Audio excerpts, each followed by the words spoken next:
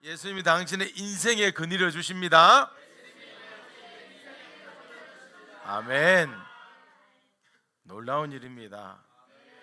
우리가 무엇이간데 예수님께서 우리 인생과 함께 해주시고 또 이 예배당에 산소망교회에 근위를 주시는지 전혀 이해할 수 없지만 우리는 끝까지 예수님을 사랑합니다. 사람은 홀로 살지 않고 이렇게 함께 살도록 하나님께서 창조하셨어요. 그걸 창조의 질서죠. 창조의 질서대로 인간은 사회를 이루면서 깊은 사람과 사람과의 관계 속에서 살아갑니다. 마누아는 여호와의 사자의 정체성, 곧 그 이름을 물어봅니다. 마누아의 입장에서는 분명히 알아야 하는 상황입니다. 보통 여호와의 사자는 여호와의 천사예요. 여호와의 사자라는 뜻은 메신저, 여호와의 메신저라는 뜻이에요. 오늘 본문에서 계속해서 여호와의 사자가 나타나요. 여호와의 천사라는 뜻은 일반적으로 하나님이 뿌리는 종이라는 뜻이에요. 종. 자, 천사의 특징을 말해보면 천사는 영적이에요.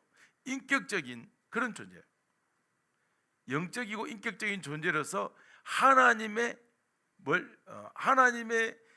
심부름꾼이고 종이에요. 근데 인간은 세 가지가 육적이고 영적이고 인격적이에요. 그런데 육적으로 만들어졌지만 우리 속에 예수의 영이 부어져서 뭐가 됐죠? 하나님의 아들이 된 거예요. 하나님의 자녀가 된 겁니다. 그래서 천사와 사람은 차원이 달라요. 오늘 본문에서 여호와의 사자는 바로 천사를 의미합니다. 그런데 마노아가 여호와의 사자 이름을 알려달라고 강력하게 요구했을 때 그의 이름은 기묘자라고 그래요. 기묘자가 누구냐면 구약에 나타난 예수님의 이름이에요. 기묘란 뜻은 여러분 아는 게 뭡니까? 기묘하다, 그죠? 기묘하다, 놀랍다, 훌륭하다, 대단하다, 이런 엄청난 뜻을 내포하고 있습니다. 기묘라는 뜻은, 이 말은 일반적인 천사에게 사용하지 않는다는 것이 바로 정통적인 기독교의 정체성이에요. 기묘라는 뜻은 오직 구약에서 예수님의 이름을 의미합니다. 그런데 오늘은 여호와의 사자고 천사로 나타나서 왜 자기 이름을 기묘라고 말씀을 하실까요? 그렇다면 생각해 보세요. 처음부터 여호와의 천사라고 말하지 않고 내가 여호와다 하고 나타나도 괜찮지 않겠어요? 그런데 마노아가 사정에서 알려준 이름이 기묘자라고 알려주었다면 여호와의 사자의 정체성, 즉 천사의 정체성은 바로 신약에 나타난 예수님이 되는 거예요. 왜 예수님은 마노에게 나타나서 여호와의 정체성을 여호와의 천사로 하다가 나중에 자신의 이름을 기묘자라고 알려주었을까요? 처음에는 천사고 나중에 여호와입니까? 왜 자신을 감추었다가 나중에 자신을 드러내실까요? 이게 참 우리에게 구약 성경을 읽을 때마다 잘 모르는 부분이에요. 오히려 이런 부분이, 이걸 궁금해서 이게 맞을까 안 맞을까 이런 고민할 때가 너무 많습니다. 태초에 하나님이 천지를 창조하시고 모든 창조물에 네임택을 붙이죠, 그죠? 이름을 붙입니다. 하나님의 창조물은, 모든 창조물은 반드시 이름을 갖습니다. 하나님께서 빛을 창조하시고 그 빛을 뭐라고 이름 짓죠? 낮. 어둠을 뭐라고 이름 짓죠? 밤. 그리고 이제 그 땅이죠. 뭇을 이름을 뭐라고 그러죠? 땅이라고 이름 지어요. 물을 한 곳에 모아가지고 그 물을 뭐라고 이름 짓죠? 바다라고 이름 지어요. 그리고 하나님은 자기 모양과 자기 형상대로 진흙으로 창조하시고 무엇이라고 이름 짓습니까? 사람이라고 이름 짓죠. 그 사람을 남자와 여자로 창조하십니다. 모든 창조물에게 이름을 붙이는 자가 바로 모든 창조물을 지배하고 정복하는 자가 됩니다. 그러다 어느 날 하나님은 사람에게 모든 짐승들의 이름을 붙이도록 그 짐승들을 모아서 누구 앞에 지나가게 만들죠? 아담 앞에 지나가게 만들어요. 그럴 때 아담은 모든 짐승들의 이름을 붙이면서 하나님의 허락 아래에서, 하나님의 허락 아래에서 제한된 주관자가 되고 정복자가 돼요. 아담은 하나님처럼 이름을 정할 수 있는 막강한 근시와 능력을 가지고 있었습니다. 마치 누구와 같았어요? 오늘 기묘자와 같았어요. 그런데 아담은 기묘자처럼 사는 것이 아니라 자신이 바로 기묘자, 기묘자 자체가 되고 싶었습니다. 자신이 허락한 영역에서만 이름을 붙이는 것이 아니라 모든 영역에서 모든 이름을 다 정하고 다 명령하는 이 기묘자인 위치를 탐낸 거예요. 그렇게 해서 인간의 마음에 죄가 밀물처럼 몰려 들어와서 타락하게 되고 그 뒤에 에덴 동산에서 쫓겨난 겁니다. 죄를 지어서 쫓겨난 인간들은 더 이상 기무자처럼 살지 못하고 이름을 정하는 존귀한 위치에서 더 이상 살지 못합니다. 인간은 하나님이 주신 축복의 자리에서 죄로 말미암아서 쫓겨난 이후에는 자신의 아름다운 이름처럼 살지 못하고 자신의 이름보다 못한 인생을 살게 되고 안 좋은 별명이 자신을 특징 짓는 우스운 인생을 살게 됩니다. 인간에게 죄가 들어오고 난 뒤에 이름값도 못하는 피조물이 되었어요. 인간과 짐승의 차이가 없어지는 그런 힘들고 고단한 삶을 계속 살아야 했습니다. 자, 오늘 마노아에게 나타난 여호와의 사자는 그 정체성이 천사가 아니라 바로 여호와 그 자체이십니다. 여호와는 때때로 천사처럼 나타나지만 실제로 그분은 여호와인 경우가 많아요. 아브라함에게 나타나잖아요. 그 아브라함에게 나타난 분도 또 기드온에게 나타난 분도 오늘 마노에게 나타난 분도 천사처럼 묘사하다가 나중에 여호와 하나님으로 나타납니다. 구약에서 여러 본문이 처음에는 정체성이 천사로 시작하다가 나중에는 그 정체성이 여호와로 나타난 부분이 여러 군데 있습니다. 구약에 나타난 여호와 하나님, 곧 인간 앞에 보여지는 인간이 볼 수 있는 이 하나님의 존재에 대해서 이 기독교의 정통성, 많은 기독교의 신학자들은 이분이 바로 눈에 보이는 하나님은 곧 예수님이라는 것을 전부 다 그렇게 해석을 합니다. 하나님은 삼위일체잖아요. 삼위일체는 영적인 존재인데 유일하게 이격, 이제 일격은 누굽니까? 일격은 성부 하나님, 이격은 성자 하나님, 삼격은 성령 하나님, 이렇게 되는 거죠. 그런데 유일하게 눈에 보이는 하나님은 몇 격? 이격만 눈에 보여요. 일격과 삼격은 성부 하나님, 성령 하나님은 영이세요. 눈에 보이게 나타나지 않습니다. 다만 그분들은 영적인 존재에서 영으로만 존재하시고 영으로만 역사하십니다. 그러나 제2격이신 성자 하나님은 유일하게 인간에게 보여집니다. 이렇게 삼위 하나님은 독립적인 역할을 나누세요. 그리고 인간에게 나타나기로 역사하시고 서로 간에 삼위 간에 합의를 하시는 겁니다. 그래서 구약에서 시내산에 강림하실 때 모세가 뭘 봤다고 그랬죠? 발을 보고 등을 보고 했다고 하잖아요. 보이는 것은 누구다? 몇 격이다? 이격인 거예요. 할렐루야.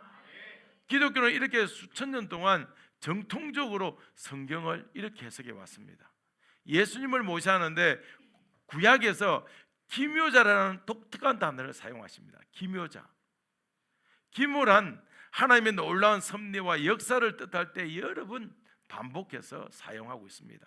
그래서 기묘자라는 단어는 구약에서 예수님을 뜻하는, 예수님을 의미하는 단어로 사용되어지는 독특성을 가지고 있습니다. 그래서 기묘자에 대한 이 묘사가 이사야서에 자주 나타나는데요. 우리 PPT를 볼게요. 이사야 9장 6절입니다. 시작. 이는 한 아기가 우리에게 낳고 한 아들을 우리에게 주신 바 되었는데 그의 어깨는 정사를 메었고 그 이름은 기묘자라 못사라 전능하신 하나님이라 영존하신 아버지라 평강의 왕이라 할 것입니다. 아멘. 이 한 아기가 낳고 이분이 예수님이거든요. 그래서 기묘자까지는 그래 그렇다 모사다 그까지 알겠다. 근데 왜 갑자기 전능하신 하나님일까? 예수님 안에는 하나님이 있어요. 예수님 안에 성령이 있어요. 영존한 아버지라 평강의 왕이라 예수님 안에 삼위일체가 있는 거예요. 그래서 이렇게 나오는 겁니다. 그 이름은 기묘자라고 해요. 바로 예수님의 이름이 누구다? 기묘자이다. 예수님의 또 다른 명칭이거든요. 왜냐하면 예수님의 구원 역사와 섭리는 인간이 상상할 수 없는 놀랍고 위대한 사건이기 때문에 예수님의 이름을 뭐라고 한다? 기묘자라고 하고 모사라고 하고 전능하신 하나님이라 영존하신 아버지라 평강의 왕이라 하십니다. 예수님의 구원 역사는 기가 막히기 때문에 기묘자라고 합니다. 예수님은 구약에 종종 인간의 모습으로 나타납니다. 예수님은 마누아에게 인간의 모습으로 나타나서 삼손을 이스라엘의 구원자로 선택해서 역사하실 것을 미리 알려주십니다. 이 사건은 나중에 예수님 자신도 이스라엘의 구원자로서 이 땅에 나타나서 역사하실 기무자라는 것을 계시해 주십니다. 아멘. 예수님의 이름은 여러 가지가 있어요. 구약 성경에 예수님 이름이 예언되어 있습니다. 예수님은 어디서 태어난다고 그랬어요? 베들레헴에 태어나서 임마누엘이라고 그러죠. 베들레헴 임마누엘이라고 이사야가 분명히 예언하고 있는데요. 이사야 7장 14절입니다. 시작. 그러므로 주께서 너 잉조를 너희에게 주실 것이라. 보라, 처녀가 잉태하여 아들을 낳을 것이요 그 이름을 임마누엘이라 하리라. 아멘. 마리아가 처녀로서 잉태하는 건 그걸 뭐라고 그러죠? 사인이란 거예요. 사인. 어떻게 처녀가 잉태할 수 있어요? 사인이기에 가능한 거예요. 아무나 못하는 거예요. 그건 딱 한 명만 하잖아. 사인이야. 징조예요. 그 징조를 가지고 그 징조를 일반화시키면 안 되는 거예요. 예수님의 이름은 임마누엘이었지만 예수님이 태어날 때 성령께서 그 이름을 뭐라고 알려주죠? 예수라고 알려줘요. 예수님의 이름이 임마누엘이라고 하는 것은 인간과 함께 하겠다는 거예요. 그리고 예수님의 이름의 뜻은 뭡니까? 인간들을 죄에서 구원해 주겠다는 뜻이에요. 예수님의 이름은 신구약에 여러 군데 나타납니다. 여러 가지로 나타납니다. 그 이름은 모두가 앞으로 예수님 하실 구원 사역과 섭리들을 의미합니다. 이름이 뜻이 그래요. 그래서 예수님 이름에는 신적인 사역이 있기 때문에 뭐라고 부른다? 기묘자라고 부른다. 할렐루야. 이 기묘자를 영어로 하면 예수님이 하시는 일을 나타내거든요. 이름의 뜻을 나타내지 않고 이 기묘자를 예수님의 이름으로 이렇게 해석할 수가 없어서 그냥 원더풀로 해석해요. 원더풀. 우리가 너무나 기묘한 일을 만나면 원더풀 그러잖아요. 거기에서 풀 빼고 우문 나오면 원더우먼이 된 것처럼 그 정도 놀랍다는 얘기예요. 기묘하다는 얘기예요. 놀랍다, 감탄하다, 대단하다 이런 의미로 예수님 의미하는 겁니다. 바로 예수님의 사역은 인간의 사역과 다른 신적 권능과 능력과 섭리가 있기 때문에 예수님의 이름은 기묘자라고 부릅니다. 인간이 상상할 수 없는 일을 하시고 인간이 꾸지도 못한 일을 하게 하십니다. 그래서 예수님의 또 다른 이름이 뭐라고요? 바로 기묘자입니다. 어떤 사람이 하는 일이 너무 대단해서 와, 저 사람 기묘하다. 기묘하다고 말은 해도 기묘자가 될 수는 없습니다. 그러나 예수님의 이름은 기묘자 그 자체입니다. 기묘한 일들을 시작하시는 분이 예수님이시고 기묘한 모든 일들을 완성하는 분이 예수님이십니다. 예수님은 단지 기묘한 일을 하는 수준만이 아니라 기묘의 시작점이고 기묘의 완성점이고 예수님의 이름은 기묘 그 자체이십니다. 이것이 바로 예수님의 신성에 대한 이름이고 이것이 바로 예수님의 사역에 걸맞는 이름입니다. 이사야 28장 29절을 같이 읽어보겠습니다. 시작. 이도 만군의 여호와께로부터 난 것이라 그의 경영은 기묘하며 지혜는 강대하니라. 아멘. 인간이 아무리 기묘한 일이 있어도 기묘자가 될 수 있다 없다? 없어요. 오직 기묘자는 예수님의 신적 권능과 능력을 의미합니다. 아멘. 예수님은 이 땅에 계실 때 자신의 이름을 기묘자라고 말하지 않았어요. 예수라고 합니다. 그것도 베들레헴 예수가 아니라 어디 예수? 나사렛 예수라고 이름을 지어요. 자신의 이름의 영광과 광채를 감추시는 겁니다. 지금 일반적이고 평범한 모습과 이름으로 사람들에게 나타납니다.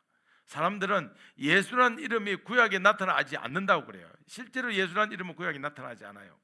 사람들은 구약에서 나사렛이 아니라 베들레헴에서 태어난다고 예언하기 때문에 랍비들, 유대의 유명한 랍비들은 나사렛 예수라는 이름은 절대로 메시아가 될 수 없다 이렇게 주장해요. 예수님은 자신의 이름을 감추고 이 땅에서 사역하십니다. 언제까지요? 십자가에 죽으실 때까지. 예수님은 그래서 자신이 기묘자는 사실을 알지 못하고 예수님을 사람들은 핍박하고 그리고 괴롭히고 무시하고 예수님 메시아가 아니다, 베들레헴 예수가 아니기 때문에, 나사렛 예수이기 때문에 메시아가 아니라고 주장을 합니다.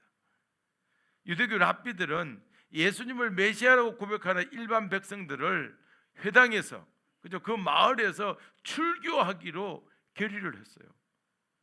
그러니까 유대 백성들은 그 당시에 지도자들에 의해서 강압적으로 예수님을 메시아라고 고백하지 못하도록 했기 때문에 아무 말을 할 수가 없었어요.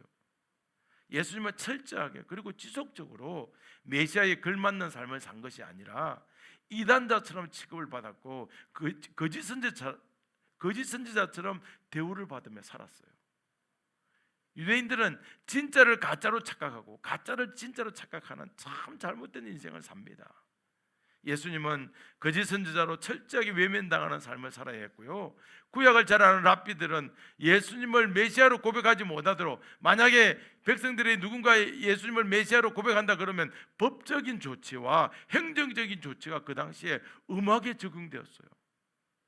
그 당시 유대인들에게 예수 이름은 자기들이 그 예수님이 하시는 일을 볼 때는 참된 예수님인데 법적인 절차, 이 행정적인 처벌을 받을까 봐 잘못된 이름이다, 거짓된 이름이다, 유혹하는 이름이다, 이 민족을 망하는 이름이라고 그렇게 말할 수밖에 없었던 그런 상황이었습니다.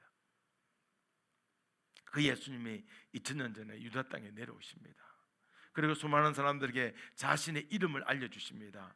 예수라는 이름을 알려주시고 그 이름이 얼마나 기묘하고 놀라운가를 말씀과 기적으로 알려주십니다. 예수님의 이름에는 권능이 있고 능력이 있습니다. 예수님 이름 외에 구원을 얻을 만한 어떤 이름도 준 적이 없습니다. 아멘. 우리 이제 사도행전 4장 12절을 읽겠습니다. 다른 이로서는 구원을 받을 수 없나니 천하 사람 중에 구원을 받을 만한 다른 이름을 주신 일이 없음이라 하였더라. 아멘. 오직 예수님 이름만으로 천하 만민이 구원을 받을 수 있습니다. 오직 예수님의 이름만이 기묘한 능력과 기묘한 권능으로 구원에 이르게 합니다. 예수님의 이름을 믿는 자들에게 예수님의 권세를 주셨습니다. 우리 이제 요한복음 1장 12절을 읽어봅니다. 시작. 영접하는 자 곧 그 이름을 믿는 자들에게 하나님의 자녀가 되는 권세를 주셨으니 아멘. 예수님의 이름을 믿는 자들에게 어떤 죄악과 허물이 많아도 하나님의 자녀가 되는 유일한 권세를 주셨습니다. 예수님은 자신의 이름의 신적 권세를 알려주셨습니다. 또 사도행전 2장 21절입니다. 시작. 누구든지 주의 이름을 부르는 자는 구원을 받으리라 하였느니라. 아멘. 내 스스로 어렵다고 하는 자가 구원을 받는 것이 아니고 아무리 더러운 죄인이라고 할지라도 예수님의 기묘한 이름을 부르면 죄의 용서함을 받고 구원에 이르게 됩니다. 바로 예수님의 이름이 기묘함의 극치입니다. 이것이 복음이고 진리입니다. 예수님은 제자들을 전도하러 이제 모든 동네에 보냈어요. 그럴 때 제자들이 귀신들을 내쫓아요.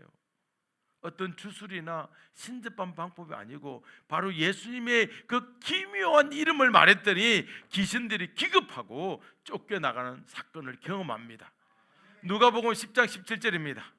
같이 읽어봅니다. 시작. 70인이 기뻐하며 들어와 이르되 주여 주의 이름이면 귀신들도 우리에게 항복하더이다. 아멘. 그래서 기쁨으로 돌아와서 예수님의 이름이 얼마나 권능이 있고 예수님의 이름이 얼마나 위대한지를 감탄하는 내용이에요. 예수님은 3년 좀 넘게 유다의 죄 많은 완악한 땅에서 사역하실 때 모든 인간들에게 자신의 이름의 권능과 능력을 알려주고 자신의 이름을 어떡하고 자신의 이름을 믿도록 해 주십니다. 예수님의 그 3년 동안의 사역은 자신의 이름을 알려주고 자신의 이름을 믿도록 하는 그런 사역이었습니다. 왜냐하면 예수님의 이름이 죄의 용서이고 구원의 길이고 진리의 길이기 때문입니다. 예수님은 부단히 자신의 이름을 붙잡고 남은 인생 살아가도록 유대인들과 그 백성들과 제자들에게 부지런히 가르쳐 주셨습니다. 아멘. 우리 인간의 이름은 아무리 불러도 아무 능력 없습니다. 인간의 이름은 아무리 불러도 귀신 쫓아내지 않습니다. 인간의 이름은 아무리 외쳐도 병도 낫지 않고요, 인간의 이름은 아무리 붙잡아도 구원에 이르지 못합니다. 오직 예수님의 이름만이 권세가 있고 권력이 있고 능력이 있고 기묘함이 있습니다. 예수님의 이름은 진리이고 예수님의 이름이 영생이고 예수님의 이름은 치유이고 회복입니다. 사람이 누구의 이름을 붙잡는가에 따라서 그 인생이 달라지는 거예요. 그러나 예수님의 이름을 붙잡으면 권세와 능력과 지혜가 임합니다. 천국으로 인도하는 지혜와 지식이 임합니다. 기묘자의 이름을 붙잡으면 기묘한 인생을 살 수 있습니다. 할렐루야. 우리 인사합시다. 기묘한 인생을 살 수 있습니다. 기묘자의 이름을 부르면 기묘한 인생이 되게 해주십니다. 그러나 사람의 이름을 붙잡고 사람의 이름을 부르면 그 인생 마지막에 비참한 인생을 살게 돼요. 예수님의 이름으로 기도하면 모든 것이 다 응답받을 수 있습니다. 요한복음 16장 24절입니다. 예수 이름으로 기도해야 될 이유를 알려줍니다. 시작. 지금까지는 너희가 내 이름으로 아무것도 구하지 아니하였으나 구하라 그리하면 받으리니 너희 기쁨이 충만하리라. 아멘. 구하라 그리하면 받으리니 누구 이름으로 구해야 됩니까? 예수 이름으로 구해야 됩니다. 예수님의 이름 외에 이런 능력은 아무 데서 나가지 않습니다.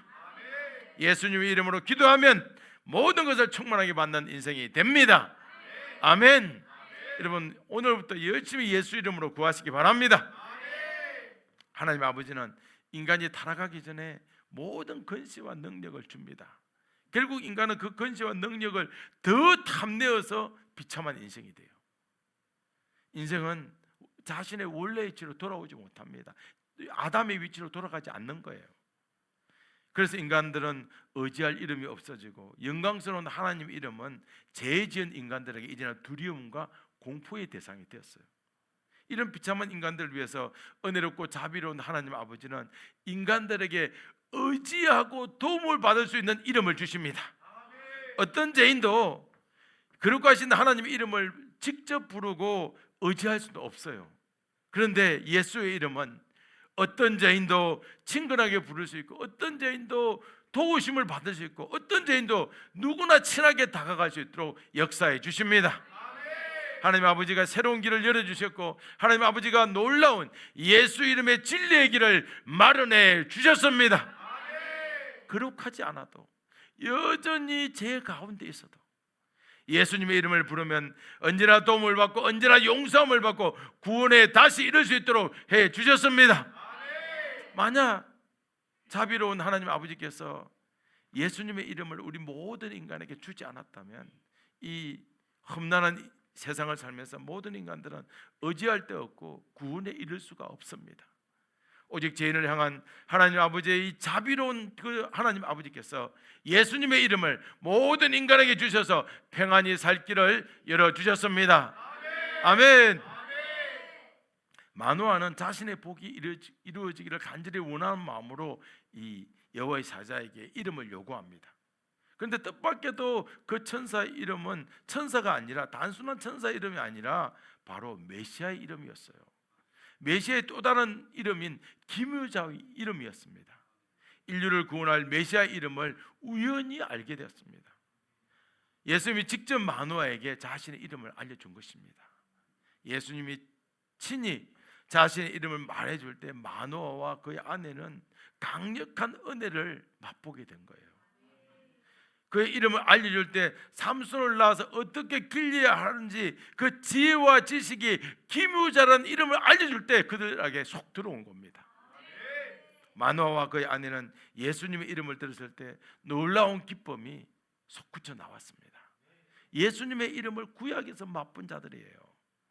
마노아와 그의 아내는 평생 잊지 못할 순간을 맞이했습니다. 바로 앞으로 오실 구원자 예수님의 또 다른 이름, 곧 기묘자의 이름을 맛본 순간이었습니다. 평생 동안 이 은혜로운 순간을 기억하며 한평생을 이 땅에서 편안하게 살다가 이들은 나중에 천국 가서 예수님을 만나게 됩니다. 천국에서 기묘자를 직접 만나게 되는 복을 이 마노아와 그의 아내는 누리게 되었습니다. 참으로 축복받은 인생이었어요. 모든 축복의 근원이 되는 이름을 이 세상에 사는 때부터 알게 되는 놀라운 복을 받았습니다.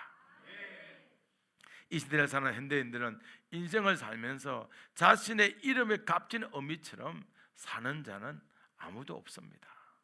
그래서 자신의 힘으로 안 되는 일은 다른 사람의 이름을 빌려서 어떻게 해요? 사업도 하고 은행에서 돈도 빌려요. 그래서 자신의 삶 주변에 힘세고 능력 있는 자의 이름을 아는 것이 매우 중요합니다. 실제로 권세 있는 자의 이름을 붙잡고 살아서 도움을 본 자들이 많습니다. 세상 모든 이름에는 능력에 따라 권세가 주어지잖아요. 그러나 예수님 이름만큼 권세와 능력이 큰 이름은 없습니다. 그럼에도 불구하고 많은 사람들은 예수님의 이름에 관심을 두지 않고 마음을 두지 않아요. 예수님의 이름을 부르고 예수님의 이름을 가까이 하면 예수님의 무한한 권세와 능력이 평생 동안 지켜주고 평생 동안 도와주고 영원한 천국으로 인도하여 주는데도 불구하고 예수님의 이름을 멀리합니다. 이게 우리 이 시대를 살아가는 인간입니다. 오히려 예수 이름보다 누구 이름을 더 의지합니까? 예수님의 이름은 누구를 거치거나 누구를 통할 필요가 없습니다. 예수님의 이름은 누구든지 직접 붙잡고 의지하면 그의 기묘한 지혜와 능력으로 붙잡아 주시고 역사해 주십니다. 아멘.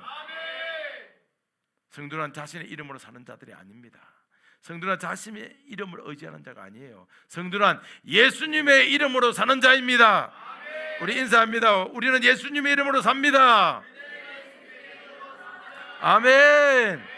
성도가 거룩한 것은 자신이 올바른 삶을 살았기 때문이 아니에요. 바로 예수님의 이름이 성도인 나의 모든 죄를 용서하고 예수님의 이름이 성도를 거룩하게 해주었기 때문에 우리는 거룩하게 살 수 있습니다.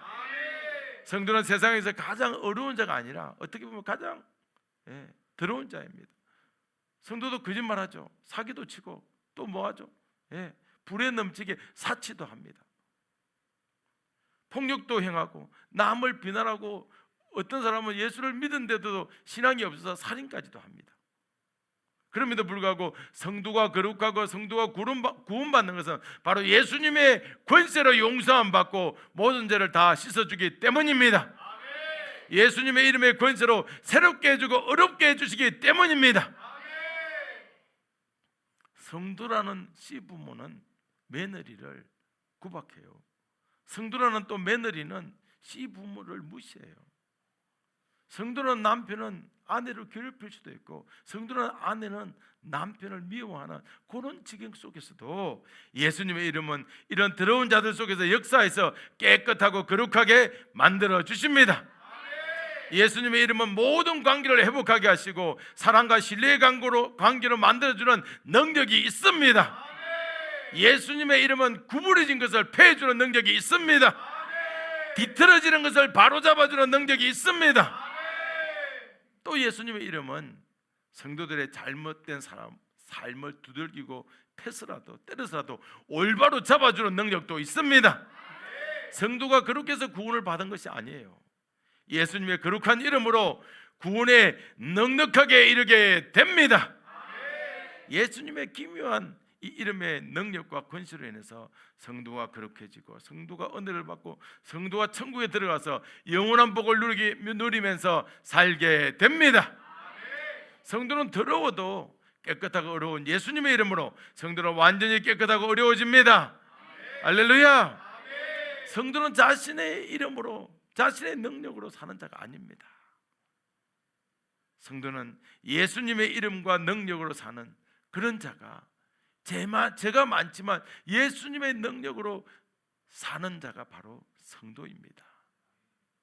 사랑하는 여러분, 우리는 우리의 이름을 위해서 사는 자가 되면 우리 인생을 멸망하는 망하는 지름길로 가게 되는 그런 길로 가게 됩니다. 우리는 이제 예수님의 이름을 굳게 잡고 예수님의 이름을 위해서 사는 자가 되어야 합니다. 예수님의 이름을 존귀히 여기고 예수님의 이름을 사랑하고 예수님의 이름으로 충만한 삶을 살도록 예수님의 이름을 굳게 잡는 자가 되어야 합니다. 아멘.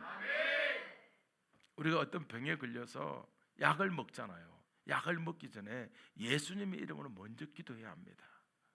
우리가 배고파서 허기질 때 밥을 먹고 싶지만 먼저 예수님의 이름으로 기도하는 거예요. 우리가 질망하고 낭망하고 있을 때 예수님의 이름으로 우리의 간구와 소원을 알리면 예수 이름의 권세와 능력이 우리 모든 소원을 완전히 이루어 주십니다. 완전히 이루어 주십니다. 할렐루야. 예수님의 이름에 있는 이 기묘한 권세와 능력, 정말 기묘 놀랍다는 거잖아요. 놀랍고 원더풀한 이 권세와 능력의 깊이와 넓이는 아무도 측량할 수 없어요. 예수님은 우리 인생에 우리 힘으로 해결할 수 없는, 도무지 해결할 수 없는 이 커다란 문제, 커다란 난제에 부딪히게 되고 직면하게 될 때 우리는 예수 이름을 부르고 예수 이름을 붙잡고 예수 이름으로 기도하면 그분은 반드시 나타나서 역사해 주신다고 약속하셨습니다. 아멘. 사랑하는 여러분, 창조 이래에 예수님은 한 번도 자신의 이름을 부르는 자들을 외면하거나 거부한 적이 없습니다. 확신하십니까? 창조 이래에 예수님은 단 한 번도 자신의 이름을 부르는 자를 거부한 적이 없다는 것을 기억하시기 바랍니다. 왕의 이름을 불러도 안 되는 문제가 있어요. 우리가 절대적 왕권을 가진 다리오 왕, 신하들에게, 간신배들에게 누명을 써서 다니엘을 사자굴에 넣었을 때 왕은 아무것도 할 수 있는 게 없었어요. 그 절체절명의 위기 순간에 다니엘은 왕의 도움이 아니라 바로 예수님의 도움으로 사자굴에 나오게 됩니다. 예수님은 사자굴에 들어간 이 다니엘도 구해 주십니다. 예수님은 사드락과 메삭과 아벳노고 같이 풀무불에 들어간 자도 구해 주십니다. 예수님은 베드로처럼 물에 빠진 자도 구해 주십니다. 위기의 순간에 예수님의 이름을 부르는 자는 기묘한 인생을 살게 되지만, 위기의 순간에 예수님의 이름을 부르지 못한 자는 결국 가장 미련하고 아련한 인생을 살게 될 것입니다. 우리는 예수님의 이름을 가슴과 마음에 새기는 법을 어릴 적부터 부지런히 훈련하고 연습해야 합니다. 아멘. 그래서 예수님의 이름으로 기쁨과 행복이 충만한 삶을 살아야 합니다. 우리 인생이 행복해지도록 이미 우리 모두에게 예수의 이름을 주셨습니다. 이미 우리에게 예수님의 이름을 주셨습니다. 기묘자이신 예수님의 이름을 주셨습니다. 할렐루야. 사랑하는 여러분, 예수님의 이름이 얼마나 능력 있고 강력한지 성경에 다 나와 있어요. 예수님의 이름은 세상의 어떤 무기보다 강합니다. 예수님의 이름은 세상의 핵무기도 다 막아낼 수 있습니다. 여러분, 북한 핵무장 하는 거 너무 걱정하지 마세요. 핵전쟁 일어날까 봐 두려워하지 마세요. 예수님의 이름이 더 강합니다. 이 땅에서 진짜로 예수님을 믿으면 전쟁 안 일어나는 거예요. 우리 한국의 역사를 보세요. 6.25 전에 다 예수님은 버리고 예수 없이 싸울 때 전쟁이 일어났잖아요. 다 예수 없으면 전쟁이 일어나는 겁니다. 2차 세계대전도 독일의 목사님들이 히틀러를 지지할 때 다 전쟁이 일어났잖아요. 예수님의 이름보다 더 강력한 것은 없다고 성경에서 아주 자세하게 기록하고 있습니다. 예수님의 이름으로 성경에 나타난 많은 사람들이 어떻게 도움을 받고 어떻게 위기에 벗어났는지 아주 자세하게 기록하고 있습니다. 성경을 또 계속 많이 읽으시기를 바랍니다. 예수님의 이름을 굳게 않고 그렇게 되면 이 세상을 담대하게 살게 될 것이에요. 성경을 읽는 것이 중요하고 우리가 또 예수 성취책, 예수 계시 이런 책들을 읽는 것이 중요한 이유가 뭐냐면 계속 그런 책과 성경을 읽으면 직장에서 가정에서 예수님의 이름을 부르고 예수님의 이름을 의지하는 것이 돼요. 그래서 예수님께서 순간순간 도와주고 예수님께서 순간순간 함께 해주는 놀라운 인생, 원더풀한 인생이 됩니다. 아멘. 성도로서 성경을 읽지 않는 것은 영적으로 아무것도 먹지 않아서 영장실조에 걸리는 것입니다. 내가 성경을 안 읽는다고, 이 책을 안 읽는다고 안 읽는다고 어떻겠느냐? 아닙니다. 영양실조에 차근차근 걸리는 거예요. 예수님을 믿으시기 바랍니다. 예수님 말씀도 많이 읽으셔서 예수님의 이름으로 항상 승리하는 자들이 되기를 주 예수 이름으로 축원드립니다.